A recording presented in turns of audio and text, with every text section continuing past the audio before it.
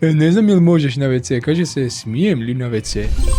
Vrijeme za novi tier listić, danas rangiramo fore profesora, pa da vidimo je li ima neka koja je zapravo smiješna ili se svi samo smijemo da dobijemo veću ocjenu. Kada neko priča i smije se pod satom, pa mu profesor kaže da to podijeli sa svima ostalima, objektivno nije dobra fora, niko se na ovo zapravo ni neće nasmijati, samo bude jako neugodno i onda ćemo ovo tu zato staviti u F tier. Sljedeća stvar, kada neko pita može li na WC i onda profesor kaže ne znam možeš li na WC, ali smiješ, vjerojatno ni profesorima to više nije smiješno, tako da ćemo ovo staviti, pogodili ste, u F tier. Kad profesor kaže da se ništa ne mora, nego samo umrijeti, malo je onako morbidno, F tier. Kada profesori kažu da nije bilježnica na kockice, nego na kvadratiće. Ok, znamo, ali puno je zabavnije reći na kockice, kojiš kak zvuči onak lijepo mekano. Stavit ćemo ju u F tier. Kada odgovaraš i kada gledaš malo okolo po razredu za nekakvu pomoć, pa onda profesor kaže nemoj gledati u njih, tamo ti nije odgovor, očito tamo je odgovor. Sigurno je neko učio to što si ti mene sad pitala ili pitao, završit će pa u F tieru. Ovo morate znati i usred noći kad vas neko pita. Vjerujem da to ne moramo znati usred noći, jer ako se probudiš usred noći,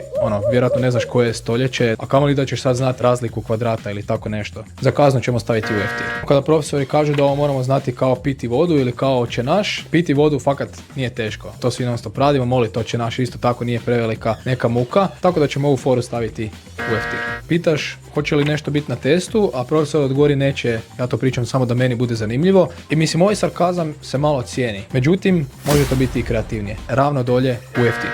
Kada profesor prozove nekog na random i onda kaže ti mi djeluješ spreman ili spremna danas za odgovaranje, što ima neku košulju za odgovaranje koju uvijek nosi, zašto izgledam kao da sam spreman, imam podrečnjak i nisam spavao cijelu noć nego sam učio ovo tu, ne razumijem. Ako je išta onak ruši nam samopouzdanje, zaslužila mjesto u F tieru. I evo ga, to je to za ovaj tier listić, jer se ti slažeš s nama, piši nam u komentar, a mi se vidimo sljedeći put.